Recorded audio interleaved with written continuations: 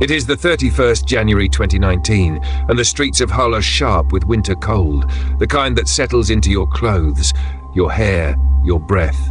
Students rush between bars and clubs, laughing loudly, jackets half-zipped, the usual Thursday night rhythm of a university city. Among them is 21-year-old Libby Squire, a philosophy student at the University of Hull. She spent the evening with friends. It's normal, ordinary. Nothing in the air suggests the night will become one of the most scrutinized timelines in modern British true crime. But that's the thing about nights like this. They always appear harmless at first, because in less than 2 hours, Libby will vanish without a trace, and the final steps she takes will be captured only in fragments, pieces of CCTV, passing witnesses, and a timeline investigators will later fight to reconstruct. As the evening progresses, Libby becomes visibly intoxicated. Friends notice, club staff notice, and when they reach the Welly nightclub, the door staff make a decision that instantly changes the course of the night. She's refused entry. It's not dramatic, no argument, no scene, just a firm "not tonight." Her friends, worried she won't get home safely, do the responsible thing. They call a taxi. This, right here, is one of the last moments where everything makes sense. The cab pulls up. Libby gets in. She does not resist. She does not protest. She is simply drunk, tired, and ready to go home. At 11:29 p.m., the taxi drops her off near her student house on Wellesley Avenue. This is the last confirmed moment where Libby Squire is exactly where she's supposed to be. Because minutes later, she will drift into an area that becomes the center of the entire investigation, and investigators will later ask, why did she walk there? Why didn't she go inside her home? And who crossed her path next? After the drop-off, things begin to unravel, quietly at first, then completely. Libby does not enter her house. Instead, she wanders. People later report seeing her upset, crying, and unsteady on her feet around Beverley Road. She seems disoriented, cold, and overwhelmed, a young woman alone, vulnerable, and far from the familiar safety of her doorway. Cars pass by, pedestrians move around her. Nobody realizes they are witnessing the early stages of a high-profile disappearance. The temperature dips close to freezing. Libby is wearing only light clothing, not enough for the winter night. And somewhere in this fragile, unsteady walk, she unknowingly enters the radius of a man whose presence on these streets will later become the most haunting part of the entire case. Before we go deeper, if you want more investigative breakdowns like this, real timelines, real evidence, no sensational nonsense, now is a good time to hit subscribe. It helps us reach more people and keeps stories like Libby's from fading away. Back to the timeline. By midnight, Libby is moving along one of Hull's busiest roads, Beverley Road near Haworth Street. This is a short walk from where she lives, but her behaviour remains erratic. Witnesses later describe her as distressed. Not aggressive, not lost, just emotionally overwhelmed and struggling to keep her balance. This moment, 12:05 a.m., becomes the final confirmed sighting of Libby Squire alive. It's captured partly by human memory and partly by the cold, silent lens of CCTV. A vulnerable young woman alone in the early hours of the morning on a road where she does not normally walk. And this is where the timeline fractures. Because after this moment, everything becomes speculation, until the investigation reveals someone else was nearby. Someone with a history the public didn't yet know about. But for now, at this point in the story, Libby is simply missing. Her friends do not know. Her family is asleep miles away. Her housemates think she is in her room. And the city of Hull continues its normal night, unaware that a major missing persons case has already begun ticking silently beneath the surface. It's important to understand the geography here. The distance between where Libby was dropped off and where she was last seen is small, a few minutes' walk at most. But the psychological distance is enormous. In those few minutes, she transitions from almost home to completely vulnerable. She stands on the pavement, crying, disoriented, trying to gather herself. Cars pass by, lights change. No one intervenes in a way that changes the outcome.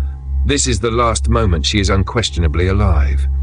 Because what happens next, the next hour after this sighting, becomes the most contested, most analysed, and most devastating missing segment of the case.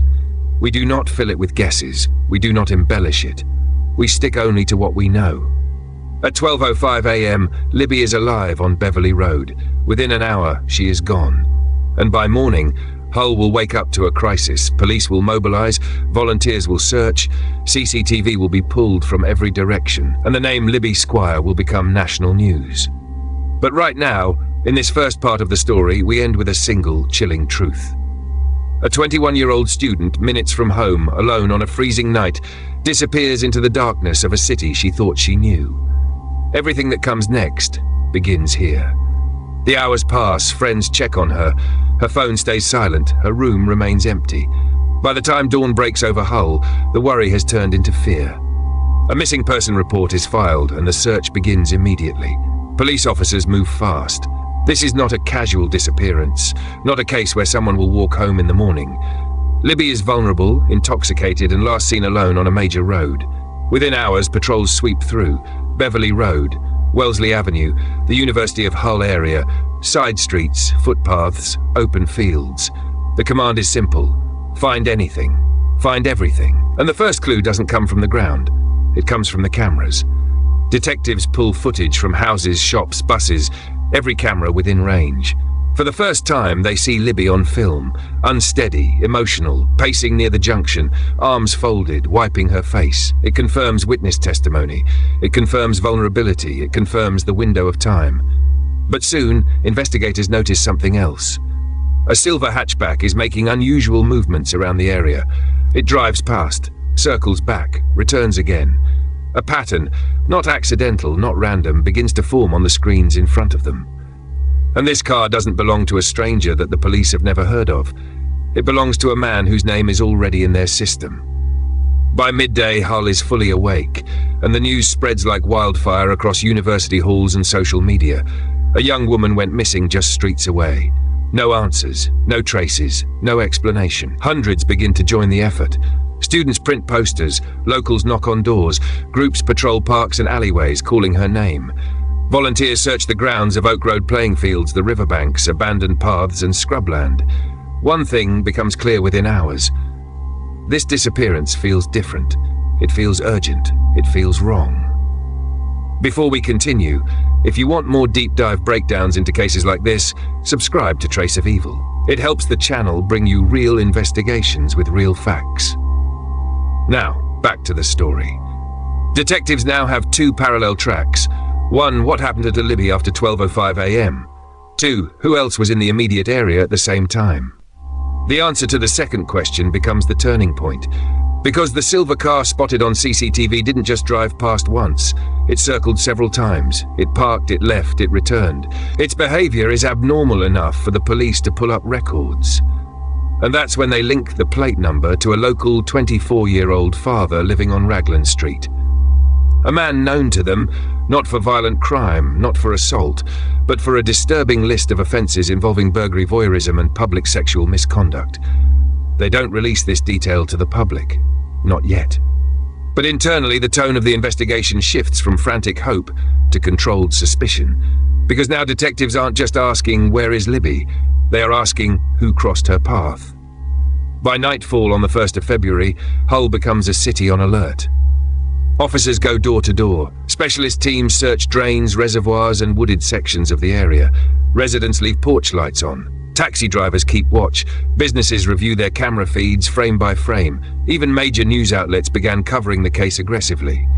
Every headline repeats the same stark summary. Refused entry at the club. Taxi home. Last seen distressed on Beverly Road. No sign since. And for a moment, hope still exists. Maybe she wandered off. Maybe she's sheltering somewhere. Maybe she'll call. But by the end of the second day, reality settles in. There is no activity on her phone. No bank usage, no communication. This is no longer a simple missing student case. It's becoming something darker. As detectives continue poring over footage, they begin constructing a chronological map. Every car, every person, every movement near the intersection between 11:30 p.m. and 1 a.m. Thousands of frames, hundreds of angles. One thing stands out. The silver hatchback's movements match the timeline too closely to be a coincidence. And over the coming days, police quietly build a profile behind the scenes. This man was awake. He was in the area. He circled multiple times. He had a history police weren't ignoring. but the public wouldn't hear his name until later. Because while the city searched for Libby, investigators were already tracking someone else. Days pass. The search expands. Specialist divers enter waterways. Helicopters sweep across Hull. The Coast Guard is consulted. The operation is now national news. But the key moment, the shift from chaos to focus, happens quietly on the 6th of February 2019, when police finally move on the man linked to the silver car. He is arrested on suspicion of abduction. Publicly, police reveal almost nothing. Privately, they move the entire investigation into a new phase. The missing person search is still ongoing, but now it runs directly alongside something far more serious: a criminal inquiry. And investigators know that the story of that night, Libby's last night, will soon be pieced together through CCTV, forensic evidence, and the movements of one man who did not come forward on his own. Because what they uncover next changes the entire case. 6 weeks have passed since 1st February 2019, the night Libby Squire disappeared. 6 weeks of searching, interviewing, scanning CCTV, 6 weeks of hope turning slowly, painfully into dread. And then on the 20th of March 2019 at around 3:30 p.m, the call comes in. A body has been spotted in the Humber Estuary, drifting near Grimsby Docks, the river that connects Hull to the sea. The same river volunteers searched, the same river officers scanned with drones and thermal cameras, has given back something. But no one is prepared for who it turns out to be. Because once police confirm the identity, the entire investigation changes direction, and it does so instantly. Officers arrive at the estuary. Recovery specialists move with slow, methodical precision. The body is retrieved, transported, and examined. Fingerprint analysis provides the answer. It is Libby Squire. The missing person case, the posters, the nationwide appeals, the round-the-clock searches, everything stops in a single moment. And in its place, something far heavier takes shape. This is no longer a disappearance. It is now a homicide inquiry. But detectives already had a name in their files long before this discovery, and now that name is about to become the center of everything. As news spreads across Hull, the city falls silent. The coroner opens an inquest, the formal process required when a sudden or unexplained death occurs. A post-mortem is conducted. But the Humber is a violent, unpredictable body of water. Time and conditions have taken their toll. Even so, investigators know this. The answers they need will come not just from the body, but from the hour after Libby was last seen. The hour between 12:55 a.m. and roughly 1 a.m. The one window of time they still cannot fully account for. And this is where the case tightens. Because police already detained someone weeks earlier, long before Libby was found. Back on 6th of February 2019, just days after Libby disappeared, detectives had quietly arrested a man. 24-year-old Powell Relowich. Officially, he was arrested on suspicion of abduction. Unofficially, police were looking at him for far more. What the public didn't know then, but would eventually learn, is that Relowich was already being investigated for a series of disturbing offences. Burglary, voyeurism, indecent exposure, sexually motivated break-ins. None of these crimes involved Libby, but the pattern behind them told detectives something important. This was a man with a documented history of predatory behaviour, and on the night Libby disappeared, he was in the exact same part of the city. So investigators go back to the one thing that never lies: CCTV. Detectives begin reassembling Relowich's movements with forensic-level detail, the exact positions of his car, the times it appears and disappears from camera angles, the routes it takes, the patterns that don't match normal behaviour. It's painstaking work, hour after hour of footage from doorbells, shop fronts, buses, dashcams and private homes. At one point in the footage, Relowich's silver Vauxhall Astra is seen making unusual passes near Beverley Road at times that perfectly match the gap in Libby's timeline. This is the same stretch of road where Libby was dropped off at 11:29 p.m, seen crying and distressed minutes later, last seen at 12:05 a.m. And now investigators see Relowich's vehicle looping those same roads in those same minutes. No theory, no guesswork, just timestamps and camera angles. Before we continue, if you want more deep, evidence-based breakdowns like this, hit subscribe to join the Trace of Evil community. It helps us reach more people with real investigations, real timelines, and real outcomes. Now let's continue. After Libby's body is found, the forensic team expands its focus. They examine Relowich's vehicle, his clothing, his movements that night, the areas near his home, the route between Beverly Road and the river. They also review digital evidence, location data, phone records, any activity that might help connect the final hour of Libby's known life to Relowich's path. While police do not release every detail to the public, they confirm one critical fact. The forensic investigation is now centered around the hour after Libby's last sighting. This is the gap. This is the missing piece. This is where the truth will be found. And that hour becomes even more significant when paired with what investigators uncover about his past. As detectives keep building the timeline, the background they once held privately now becomes central to the inquiry. Relowich's previous behaviour is not random. It is not impulsive. It is not accidental. The offences he had committed before, peering into windows, following women, breaking into homes to steal underwear, exposing himself, paint a clear picture of escalation, a pattern, a trajectory, not a one-off offender, but a serial predator. And now police are asking the question no one wanted to consider. Was Libby Squire's disappearance the next step in that pattern? Because if it were, then the timeline they are building isn't just a reconstruction, it's evidence. Through spring and summer 2019, the investigation continues to sharpen. Every CCTV angle adds clarity. Every forensic test adds context. Every witness fills another hole in the timeline. By late 2019, detectives had something they did not have at the start. A cohesive, evidence-backed, minute-by-minute reconstruction of Libby's final known movements, Relowich's movements, the overlap between the two. And with Libby's recovery confirming she is no longer missing, the pressure to move forward turns into certainty. The time has come. The file is complete. The timeline is airtight. The evidence is strong enough to take to court, and prosecutors make their decision. Because the next step isn't just another phase of the investigation. It is the moment everything becomes public. On the 24th of October 2019, charges were filed, and the case of Libby Squire is no longer an inquiry. It is about to become a trial.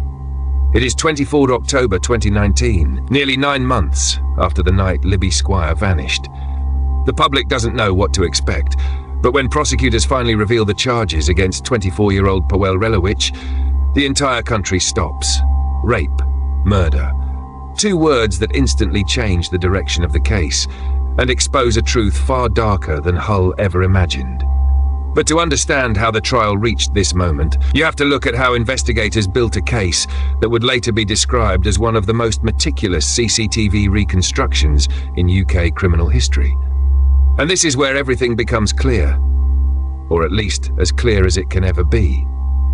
When the trial opens at Sheffield Crown Court in January 2021, the prosecution begins with a relentless dismantling of Relowich's movements on the night of 31st January 2019. CCTV, vehicle tracking, witness testimony, forensics, digital behaviour, every second accounted for. One of the first things jurors see is the CCTV trail, hundreds of clips, stitched together frame by frame. Each camera shows a small piece of the puzzle, Relowich driving, circling, stopping, waiting, and eventually crossing paths with a vulnerable young woman who should have made it home within minutes. But the most haunting part? CCTV captured them both, just not in the same frame. Not once. And yet, the prosecution promises they can still prove exactly what happened between them. At this point, the jury still hasn't heard the full extent of Relowich's history. When it finally comes out, the room shifts. Before Libby ever disappeared, Relowich had already been convicted of voyeurism, burglary involving stolen intimate items, indecent exposure, other sexual offences that showed a pattern investigators later called escalating predatory behaviour. These crimes weren't hypothetical possibilities. They were real, documented, and committed long before Libby crossed his path. And the prosecution asks the one question nobody wants to hear out loud. If he had been stopped then, would Libby still be alive? The trial presents its most significant forensic findings next. There is no single smoking gun. Instead, there is a combination of details that, when placed side by side, form a chilling picture. Libby's blood found inside Relowitz's car, his DNA on items linked to the investigation, his own inconsistent explanations, the timing of his movements, matching the exact window in which Libby vanished. The prosecution's argument is simple. Relowitz did not simply encounter a distressed young woman. He exploited her vulnerability. He took her, he assaulted her, and he left her in conditions from which she could not survive. Even more disturbing, Relowitz repeatedly lied about nearly every moment of that night, until the evidence contradicted him at every turn. The defense argues that Libby's death was a tragic accident, that she wandered toward the water on her own. But the prosecution tears this apart. The location where Libby's body was found, the distance, the temperature, the timeline, the lack of any CCTV showing her near the river, Relowitz's criminal past, the physical evidence inside his vehicle, none of it supports the defense's claim. The jury is asked to apply logic, not emotion, and the logic leads only one way. Before we continue, if you're deep into this breakdown and want more cases covered with the same level of research and accuracy, make sure you subscribe to the channel. It helps us bring more mysteries and major trials to light. Now, back to the verdict. The jury deliberates. Hours pass. Reporters wait. Libby's family holds on to each other in the public gallery. Then finally, the doors open. The foreman stands, guilty of rape, guilty of murder. The room doesn't gasp, it exhales. Slowly, painfully, as if an entire city had been holding its breath for 2 years. Relowitz shows no emotion, no remorse, no reaction, but the judge does not hold back. He sentences him to life imprisonment, ordering that he must serve at least 27 years before he can even be considered for parole. 27 years. A number that feels too small for what was taken, but heavy enough to reflect the gravity of the crime. Yet even with the verdict delivered, there is still one question nobody can escape. Could this have been prevented? The trial forces a national conversation. Why were his earlier offences not escalated? How was he still walking free? Why wasn't his behaviour flagged earlier? Why did it take a tragedy for the system to respond? Police defend their timeline. Some experts blame gaps in enforcement, others point to missed red flags, but none of it changes what happened. Libby's parents speak after the sentencing, their grief quiet, their message clear. They have justice, but they will never have their daughter back. Libby's final moments will never be fully known. CCTV shows her last confirmed sighting. Witnesses describe her distress. Forensics fills in the blanks. And a guilty verdict establishes what the evidence proves. But the true details, the seconds between the cameras, the moments not captured, the choices made in the darkness, remain locked forever behind the silence of the man who took her. He never confessed. He never explained. He never spoke a word. And that silence is what still haunts Hull to this day. Because for all the answers the trial delivered, one truth sits above everything. Libby Squire should have made it home.